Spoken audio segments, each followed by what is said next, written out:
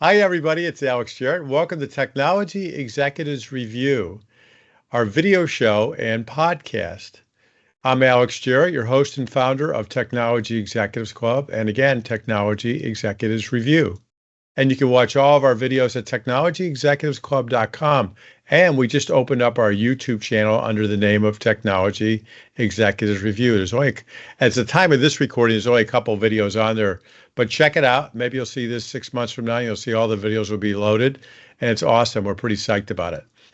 You can also listen to our podcast on Apple Podcasts and Spotify, again, under Technology Executives Review, or you can go to our site and there's links there. And today's topic I'm really excited about is hiring in the age of AI. And today I have with me our Board of Advisor member. He's waving to us, Tom Welke. How you doing? Hi, Tom. How are you? Hey there. I'm doing good.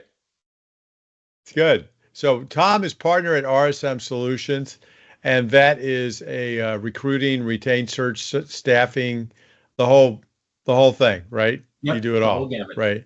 And as I recall, you're up in the Minneapolis area, right? That's right. You're up north. Right on the border, Wisconsin and Minnesota. So Tom has been with us for a little bit on the board of advisors, and he had this topic that he shared with me that he really wanted to host or talk about for a mentoring segment called Hiring in the Age of AI. So anyways, this is a really intriguing topic, hiring in the age of AI. And I remember when you first brought this to my attention, you said that AI has really changed the recruiting and hiring landscape, really just in the last year. Is that accurate? So how did you come about? Yeah. So how did you come about this idea for the mentoring session today? Tell me about it. So the landscape has really changed quite a bit. So you're finding candidates using AI tools to generate resumes. You're also seeing candidates use AI tools to automatically apply for roles, whether it be through LinkedIn, Indeed, and things like that. So what you're finding is that every resume looks great, right?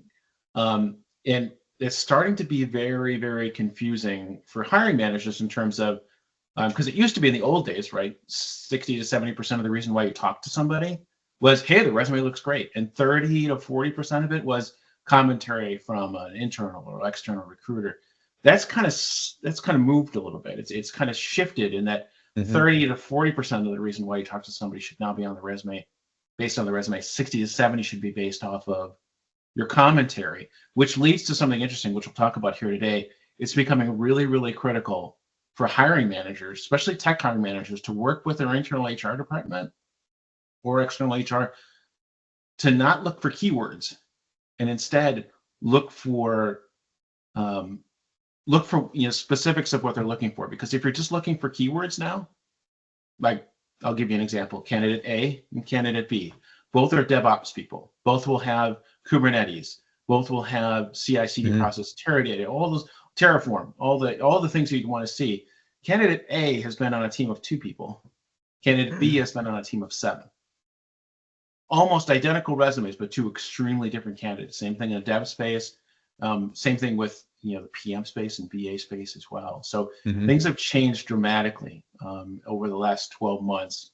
So you're absolutely right. You're absolutely right, Alex. This is really a great topic because, I have heard from other people, not the details of what you're about to share with us, but that this is an issue. Right. So I really appreciate you doing it with us. So let's get into it. There's your picture again. And again, the topic is hiring in the age of AI.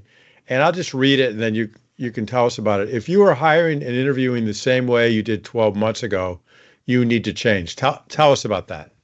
So candidates have basically ChatGPT'd every one of your typical interview questions. What are your strengths? What are your weaknesses? Where do you see yourself in 5 years? All those questions have been ChatGPT to the nth degree. So your interview questions need to change. We'll talk about that here a little bit. Like I said before, candidates are using AI tools to generate resumes. I'll tell you a funny story. So I've told this to a couple of CIO friends of mine.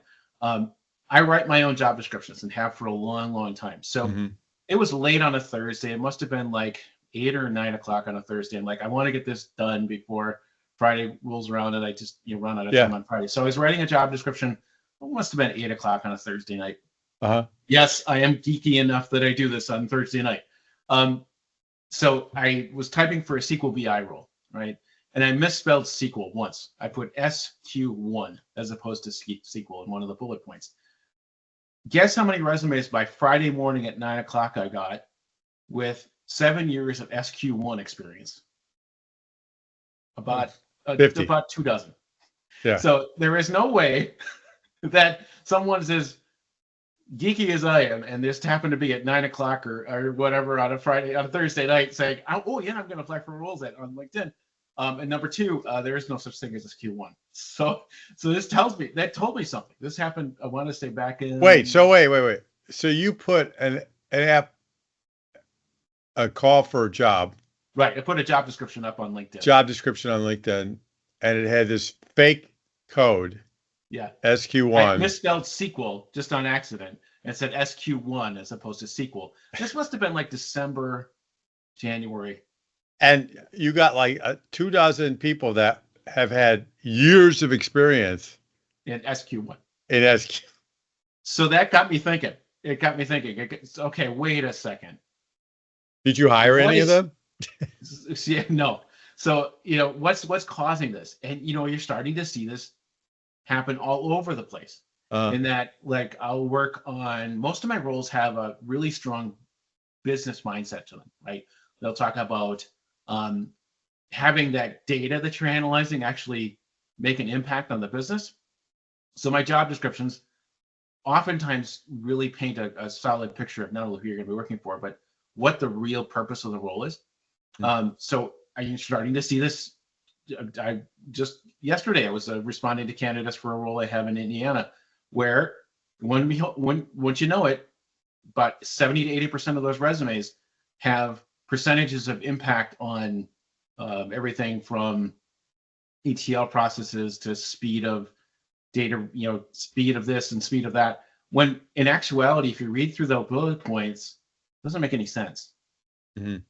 It's like increase ETL speed by 30%. Really? I'm not sure what you're trying to tell me there.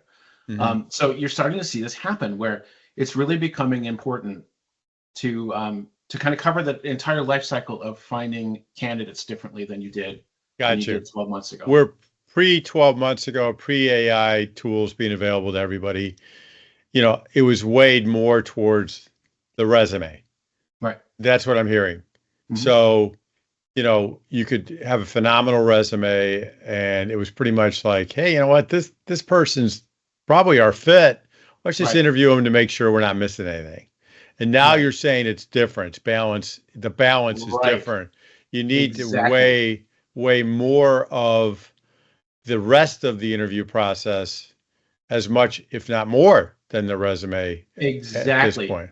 Exactly. And that leads to the starting point. So you're right in that it used to be 30 to 40, like 70% of the reason why you talk to somebody. Great resume. You're like, fantastic, right? Yeah, we're done. We'll just make sure. Yeah. Now, let's make sure we can get her or get them, okay. Right? Yeah. So go ahead. All right. So go ahead. So the candidate pool is changed a little bit too, and now you have more candidates applying for roles as well. So that kind of complicates this issue. But this kind of colors the entire process. So let's start with job descriptions. Your job descriptions now can be a competitive advantage. So job descriptions. All right, I think that's the next bullet. Why don't we just go ahead and move into that? So I'll read it. Your job descriptions are now a competitive advantage. Explain that. So, and again, this goes to using AI improperly. In that both LinkedIn, Indeed, and even internal HR departments, they will repurpose job descriptions that they've had in the past. LinkedIn and Indeed will offer you to create a job description with AI. I'm encouraging hiring managers to not do that. Reason being is that I have simply lost count of the number of candidates that tell me they look at a job description, they don't know what they want. They don't know what that company wants. So those AI tools, it's like a generic. It's become a generic job description. Right, exactly. It doesn't tell you anything. So what I suggest is a couple things. Pare down your bullet points from the 50 gotta haves to the 6 or 7 absolute gotta haves. Start with Also, why do you want to work here? Don't talk about culture. Saying you have a winning culture is no longer a strategic advantage anymore. Everybody says this. It's like when companies say we're great at customer service. No, that's not a competitive advantage. Does anybody ever say, you know what? We're like that. What was it, Dufflin in the office? We have a losing culture, and nobody wants to work here. We're begging you. Nobody says that. Nobody says that. Of course, they have a winning culture. Yeah. On so paper. The key is just dive into why. So why do you want to work here? Yeah. Who are you going to be working for? What is the team like that you'll be working with? But focus in, make it a human tone. Sorry, like I said before, I write my own JDs from scratch. There's always a human tone to it. And again, I've lost, and I'm not trying to bloat here, but I've lost count of the candidates that tell me, hey, you know what? I applied to your job because of the JD. Even if it wasn't a fit, I wanted to chat with you. Now, as part of your service, you actually help your clients, but I remember in our last conversation, which if you haven't watched it, everybody go watch his other video on our site go watch another video with Tom on our site, and it's all about the karma circle. I don't want to get into that too much here, but he talks about this where you actually help people. So if you haven't met or worked with Tom, I think you would actually help someone with this, right? Right. Yeah. So I'll help you with your JDs. So that's not anything I charge for. It's just part of what I do. But you have to have a human tone to it. Mm-hmm. You know, why do you want to work here? Who are you going to be working for? What are some things that, you know, are you as a hiring manager not a micromanager? Fantastic. Mention that. Do you have a really high hit rate? Fantastic. Mention that. Those are the things that are strategic advantages, not we got a great culture or we have ping pong on Fridays. No, those are commodities. Hey, don't knock ping pong. I like ping pong. Well, those are commodities, but you know, I think we need to. Everybody has them. So that's the first thing. Make sure you pared on your bullet points of the 50 gotta haves as well to 6 or 7 that are digestible. What's your 30, 60, 90? If you can answer that question, fantastic. If you can't, you really got to think it over in terms of don't put 17 things of requirements or job responsibilities. What is your 30, 60, 90? In 30 days, I'm really hoping that you do this. In 60, this. 90, this. That's what your job description should have. That clarifies what are you looking for. It's clarity. Yeah, they can see how they could win. Exactly. That's good. So that's why your job descriptions are kind of a clear competitive advantage. And that's what you should start doing. Okay, well, let's move on to the next one. And I like how you phrase this one. What to do when every resume looks great, and you added a comment. Sometimes the best resumes are the worst candidates. So explain what should you do? So here's what you should do.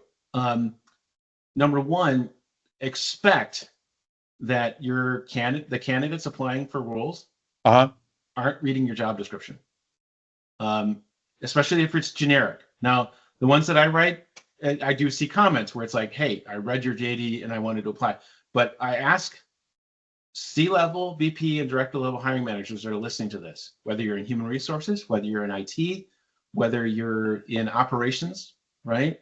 How often have you talked to a candidate and you can tell they kind of read your JD like 10 minutes before your interview? I bet you it's more than you want to admit. The reason for that goes back to that first point. Don't make your job descriptions generic. Make them have a human tone. But to this point, AI is being used to generate resumes. So how do you flow through those, right? How do you flow through those? The best thing to do is don't assume and challenge your own assumptions as a hiring manager. Oftentimes, hiring managers will have a think, oh, okay, they got this keyword, this and this phrase, this is phrased right, this is phrased right. Fantastic. Let's bring them in for an interview. I have an interesting story.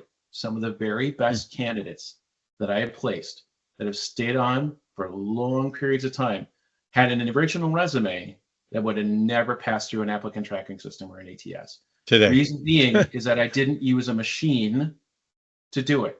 So this goes back to not relying on your ATS to screen through resumes. This helps you as a hiring manager and helps candidates as well. I've lost count again in terms of really high-level candidates, C-level candidates that get a rejection at 11 o'clock on a Friday night.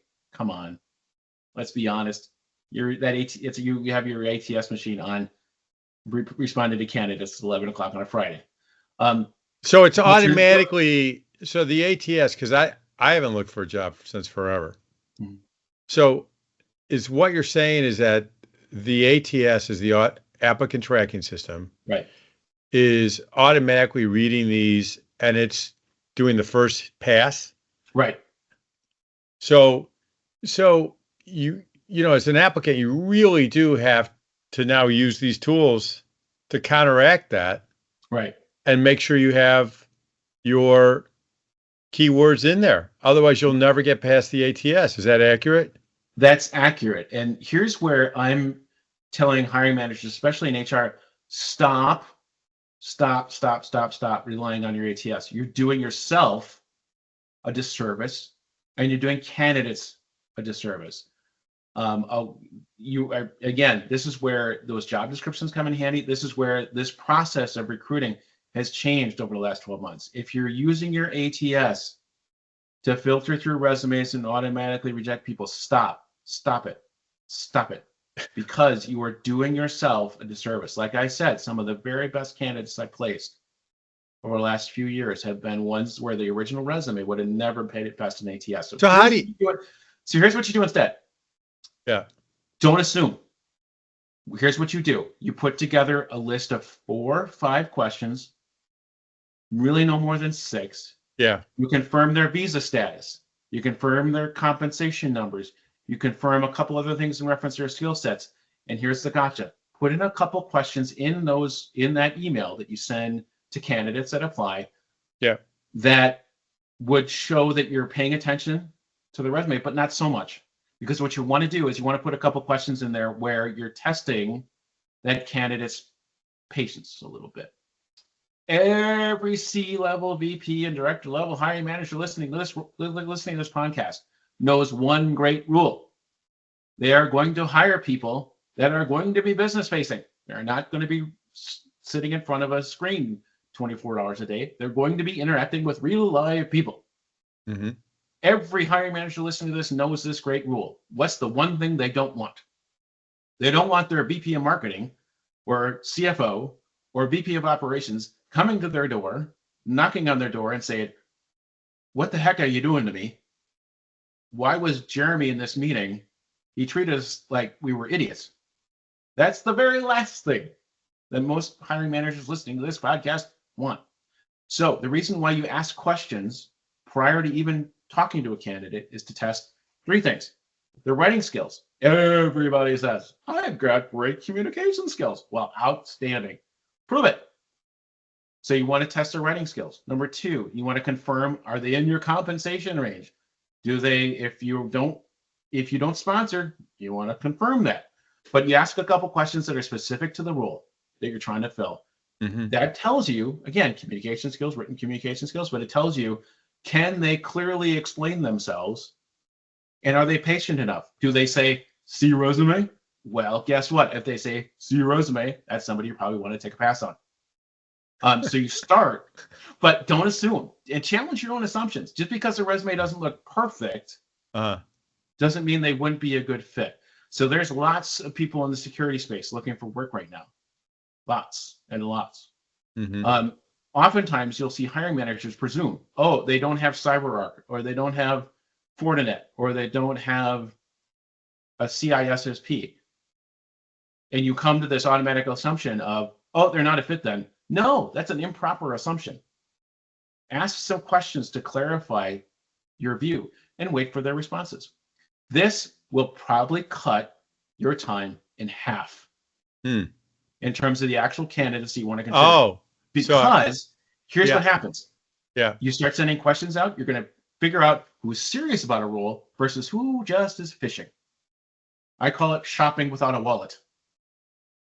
They're just shopping. They're just got their pole in the water. If they're serious, they'll respond to those questions. If they're not, move on. You didn't want them to begin with because they're just fishing, or like I say, shopping without a wallet. Mm-hmm. So you want to make sure you ask those questions so you're not chasing the wrong candidates. You're chasing ones that have a genuine desire and a genuine interest. You had a podcast not that long ago, Alex, focused in on EQ, emotional intelligence. Yeah. You can that podcast, as well as other ones that that you've held as well, focus on a big factor that a lot of C-level, director and VP level execs that are listening to this understand. You hire for EQ, you train for everything else. Mm-hmm. So that genuine interest, that genuine desire, that passion, you can't teach that. Passion for cybersecurity, for example, you can't teach that. Either it's there or it's not. You can teach the rest. Right? So that's why you want to challenge your assumptions. So start out with some questions. Send those to ones that even you're not 100% sure. Wait for the responses. You'll be surprised. Sometimes people will say, oh my gosh, I got to send out 200 of these. No. You're going to do an initial screen. You're going to say, okay, these ones are maybes. These ones are pretty darn good. These ones are excellent. Go down to your maybes. Start sending out those questions. You'd be surprised at what you find. And you'd be surprised again on those ones that you originally would have thought, maybe not a fit, but then you start learning about them and you find out, wow, this guy or this lady, fantastic. So start there. That's how you start filtering through. Whenever the resume looks great, how do we filter that? And that's why I also say some of the best resumes are the worst candidates, because you will see people that have horrible written communication skills, horrible patience, horrible levels of EQ. From a technical standpoint, they may look brilliant, but you know what? If you hire that person, you're going to have an ulcer the size of Texas, and that's not something you want. That's hilarious. Yeah, well, this is really sound advice, and what I'm hearing is that the ETS systems, the whole automated environment, isn't really saving you time. No. So throttle the use of it, to use it where it does save you time, and then re-engage, because as you said, if you're hiring for emotional intelligence and you can teach the rest, which any leadership role is what you should be doing, right? Then that's not something. Well, that is something you can test through questions for sure. But it's a lot better to look for those soft skills right up front. Right. So you got a quote you wanted to share? Yeah. So everybody for the last several years, one of my best friends to talk to is a guy named Brad. He basically led software procurement for Walmart. He does the same thing for Discover. Brilliant guy. And Brad and I have kind of gone, Brad, one of the things Brad says is that there's been this race towards efficiency. We're going to buy this product. We're going to buy this ATS product. We're going to buy this for efficiency. It's efficient. It's efficient. Here's my quote. The price of increased efficiency is a lack of effectiveness. You can be efficient picking your nose. Doesn't mean you're effective. This is essentially what's happening in the software space. Is you have all these software skills that are designed to be efficient. The price of increased efficiency is a lack of effectiveness. Interesting. I can see how that certainly applies to this category of hiring. Right. So, all right, well, let's keep moving. So many great quotes here. Yeah. So, question candidates prior to discussions to filter out candidates as opposed to relying. I think you just described. Yeah, we just kind of covered that as well. And this again, efficiency versus effective. So just for the slide, why don't you just? Because they're they're supposedly really efficient, but they're horribly ineffective. Just for the slide, why don't you just repeat what the advice is here, real quickly, and then add any other additional comments you want to make. Sure. ATSs are supposedly amazingly efficient, but horribly ineffective. This goes to the price of increased efficiency. There's a lack of effectiveness. So don't let the machine do the thinking for you. You as the human should do the thinking. And again, just like in any requirements gathering and BA activity you're a part of within your enterprise, right? What do? You challenge assumptions. Turn that mirror on yourself. Challenge your own assumptions in hiring as well. And this is not something an ATS can do. This is you as a human using your own brain can do it. So it's becoming really important because you're seeing really great candidates get rejected for no good reason.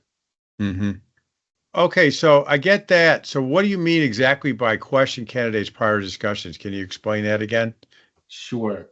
So you're going to come up with 4 or 5 key questions that you as a hiring manager Uh, want answered. Visa status, salary. If it's an on-site role, confirm that they'll be on-site. If they need to relocate, confirm that they can actually relocate. But you're going to want to ask a couple technical questions as well that are relevant to the job. Make sure you're asking those questions because that'll judge writing skills. You want to judge that. Everybody says they have great comm skills. Well, prove it. Number 2, it helps you understand, okay, am I going to be wasting time with this candidate because they're way out of my salary range? Okay, well, this tells you, okay, maybe not spending time with this candidate would be a good idea. You also want to test a little bit of their patience. So sometimes you'll see people respond with, see a resume. Sorry, wrong answer. You want to make sure that you're having this candidate show you a level of patience in terms of their response, because everybody listening to this podcast knows this great thing. The last thing they want is their VP of marketing, VP of finance, CFO knocking on their door saying, you put Jeremy in this meeting, don't ever do that again. right. They treated us like a bunch of idiots. Yeah. You don't want that. So use these questions to help gauge, are they patient? What are their writing skills really like? Do they meet what you're wanting in terms of comp numbers, in terms of visa status and things like this? This is also going to cut your time in half because there are going to be a very significant portion of those candidates that are basically what I call shopping without a wallet. They're not really serious. They won't respond to these questions. That's good. That tells you, okay. So you'll filter them out. Candidate to begin with. Yeah. So you filter out the people who don't want to answer the questions because they're just shopping. Right. And then you also filter out the people that maybe aren't such great communicators, and you want that. Right. Exactly. Because you don't want that. You want people that are right. good communicators. Right. Yeah. Right. Yeah. And this goes again to my comment of the price of increased efficiency. Everybody talks about ATS tools. That's great. They're efficient. They're efficient. The price of increased efficiency is a lack of effectiveness. There are so many fantastic candidates that are being rejected by ATS tools that should never be rejected. That's because awesome. They're fantastic. So you're using a tool to, basically you're doing yourself a disservice by using this tool. So got it. Do yourself a favor, ask questions first before assuming. Got it. Oh, let's move on. Interview questions need to change to adapt to the AI landscape. What do you mean by that? This is a critical thing. So we've talked about a lot of things here, Alex, that would, in normal circumstances, would cause an HR department, a hiring manager, to have to basically redo everything.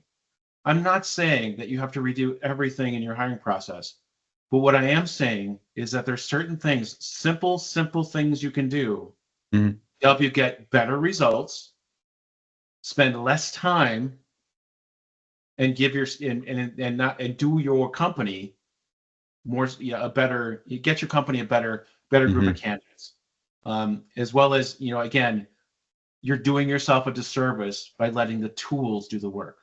So the most important thing, however, if you listen to this podcast, you say, Tom, these are fantastic ideas, but you're living in Pollyannish land. I get you. If there's one thing that you get from this podcast, it's this. Your questions need to change because all candidates know the typical questions. What are your strengths? What are your weaknesses? Where do you see yourself in 5 years? What do you know about us? All those questions have been ChatGPT to the nth degree. So you need to get your candidates off the resume. You don't want a resume reader. I was talking to one this morning. Great candidate from a resume standpoint, had everything from a BI stack standpoint that a client would want, but a resume reader. I actually caught the person reading his bullet points, bullet point by bullet point. No, wrong answer. You don't want that. You want to get that person off of their resume. So here's what you do. Start with questions like this. You're going to say something like, it's pretty clear to me that you've done some really good work wherever you've gone, and that's fantastic. But there's probably 2 or 3 roles, 2 or 3 projects where you just knocked it out of the park. Tell me all about it. Take as much time as you want. Guess what? They're going to talk to you about things that they're good at. They're not going to talk to you about things that they suck at. They're going to talk about things that they're good at. This helps you as a hiring manager realize, okay, are they talking about things that are relevant to the role that I'm trying to fill? Yes or no. If they are, fantastic. If they're not, that's fantastic as well, because as you're taking notes, they may be a fit for something else that you're working on, maybe 3 or 6, 9 months from now, right? Let them talk. They will tell you what they're good at by answering that question. Rather than saying, what are your strengths? By asking a question like this, it's open forum. They're going to tell you what they're good at. What you're going to want to listen to are subtleties. Now, this is where, again, getting them off the resume, and these are not AI-able. These are not chat GPT. You can't chat GPT these questions. Listen to subtleties. They're going to start telling you about things that they're good at. What you want to do is pivot off of that. You're going to say, tell me more about that. Now, some will go into even more detail, which is fantastic. Some you will tell, again, they're resume readers, which is okay. That's fine for a doer, but most of my roles are for thinkers. And it's not to say doers aren't thinkers. I'm not trying to start a spat here where all of a sudden I'll get like 70 pieces of hate mail saying I'm a doer. Does that mean I don't think? But you want to look for those thinkers. The second question is you want to talk about things like where those pivot points are in their career. So you're going to say something like this. Let's say for PM roles, right? BA roles, any role for that matter. You're going to say, the gym I'm talking to now is different than the gym I would have talked to in 2014 when you were at ABC Corp. What are some key technical skills that you've matured in that stretch of the time? What are some things you learned about yourself? Again, this is not something you can chat GPT. Ask that question. What are some things that make the gym I'm talking to now? And just pick a time in their resume when you were at ABC Corp in 2014. I like They're that going one. to tell you how they changed. This also tells you, can they pivot? Can they learn from their mistakes? Have they changed? Everybody says growth. Here's another quote, Alex. Growth is no longer a reason for looking for your next job. Growth is what I call a Twinkie word. Looks good on the outside, but it has no food value. If you tell me what growth means to you, that's fantastic. So, red alert, if somebody says, I want growth. Okay. Bananas are nice, and I like yummy sunny days. That's a mixed metaphor. Yummy right? So summer if you days. give examples of what does growth mean, now that is some meat. So this kind of goes to, again, have they grown in those last few years? You pivot off that question as your question number 3 is you're going to ask, those changes come through events, good projects, bad projects, good bosses, horrible bosses. What were those events that caused these changes to occur? Again, this isn't something you can chat GPT, and it takes them off the resume. Again, this tells you, can they grow? Number 2, are they bullshitting you? Are they BSing you? Correct myself. Are they just throwing out a word salad? Because you want to know if this person is really being honest with you, right? If they're giving you a word salad, are they really being honest with you? And again, this goes to, the things that you want in your team. The last thing you want is an ulcer the size of Texas. If somebody's lying to you in an interview, that ulcer the size of Texas is going to come in the first 30 days. and you're going to need a lot of Pepsid. So the next question is looking at looking at jobs is not fun. It's about as fun as getting a root canal. So when people look for their next job, they almost always have a picture, an idea in their head. They'll talk to their spouse, they'll talk to their family, do all those things. But in the process of figuring out what they want to do, they're going to come up with a picture, an idea of here's what I'll move for.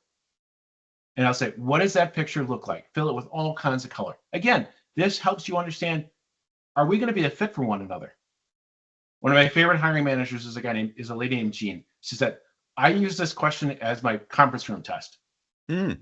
If after 40 hours sitting in a conference room together, we're both still alive and we haven't killed each other, that probably means a good thing. So she kind of uses this as her conference room question of, okay, what does that picture look like? What do you really want to do? Now, some will have a really clear answer for that. They'll be like, I really want to do more BI work, but I want to focus on Azure Data Lakes and Azure Data Factory, building those pipelines and I want to do more Power BI work. I want to do more helping the business make solid decisions of the work I'm doing. That's a fantastic answer. Again, like I said before, growth isn't an answer anymore. Not unless there's color behind it. I want to advance my career.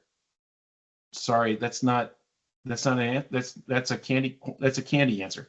It looks good on the outside, but there's no food value there. Tell me what that means to you. So sometimes people will say, well, I really want to grow. So this is your opportunity. This is your opportunity as a hiring manager.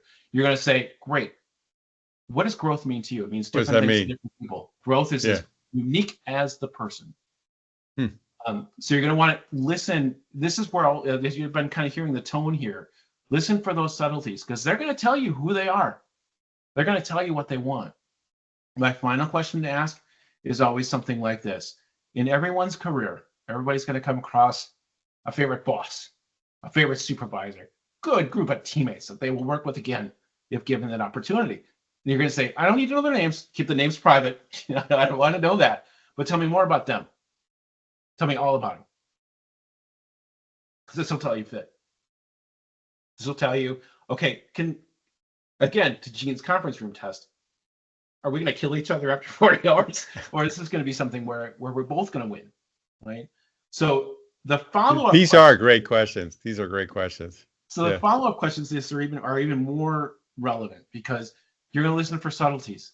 That's the main theme here. You're also going to listen for, who is this person really? Did they get a chance to relax? So a good tip is, when I start interviews out, I'll always start saying this. I've been recruiting technical talent now for 22 years. Been in the tech sector since the 90s. Trust me, there's nothing I have. You could surprise me with any words that you want. Yeah. I pretty much ever heard it all. You won't be able to shock me. I'll say, so I think of this as two people sitting down for a cup of coffee. So that to start this conversation out, just instead of having it be a persecutorial question and answer session, which is unfortunately how some of these interviews go, set that candidate at ease. Say, I've been doing this for a long time. Nothing you can say is going to surprise me. So just think of this as two people sitting down for a cup of coffee, just getting to know each other, figure out if we have a fit. So those questions. So like I said, we covered a lot in today's conversation. Yeah. If there's one thing you take away, those questions and the subtleties of those responses are what you're listening for. The second most important thing is, don't assume. Don't assume. If you're using your ATS to do the thinking, stop it. Stop it. You're doing yourself as a company a disservice. I know there's companies that have ATS tools that say, no, Tom, you're full of crap. There's no way. You're wrong. Blah, blah, blah, blah. My last phone bill had roughly 5,500 minutes on it. You want to know how many minutes of that time just in the last month I heard from candidates telling ATS tools absolutely stink? It's about 95%. Stop using your ATS. Well, that's great. So I have a feeling you're kind of climbing an uphill battle with some of this advice. Yeah. I don't think you're going to get rid of ETS. In fact, I think you should have a campaign. This man wants you to turn off your ETS system. I think you get a lot of exposure. But it sounds like you are missing. First of all, you're making the process longer. Assuming you actually are looking for people and don't already know who you're going to hire, and you just need to do the process, right? To show the regulators, hey, we follow the process. That's a different thing. But it's what I'm hearing is you're making the process potentially longer in the long run, because the ETS can get gamed. Right. And the people that are gaming it aren't necessarily your better recruits. Right. And it's almost so as if bot versus bot.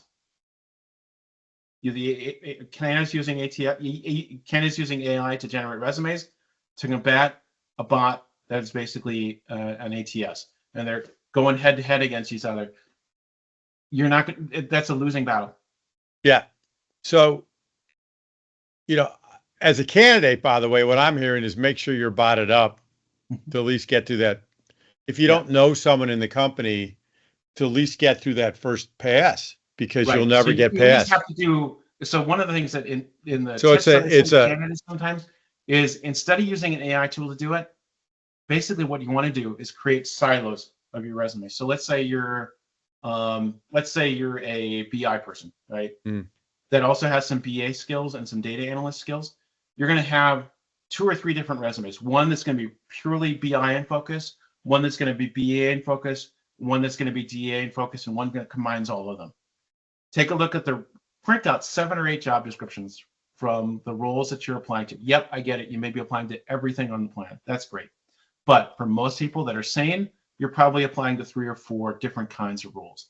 So print out 7 or 8 JDs for those 3 or 4 different kinds of roles and do it yourself. Start looking at common patterns, common themes, common keywords in those job descriptions, and we're honest and accurate. For the love of all this good and pure, honest and accurate, because this is where I see these AI tools really kind of going off the rails, in that they're not making that candidate's resume lie, but they're stretching the truth just a little bit. They're dancing that line of being untruthful, and that's not something you as a candidate want to do. So instead, do it yourself. Put a resume together that has those commonalities for that BA, DA, BI, and all 3. What you're going to do is you're going to have a resume that firmly sits in those piles, and then use that resume to apply for those roles. That, again, like I said, some of the best candidates I placed started off that way, where that original resume was, I could do degrees of separation. They have this, okay, they got this, and okay, they got this.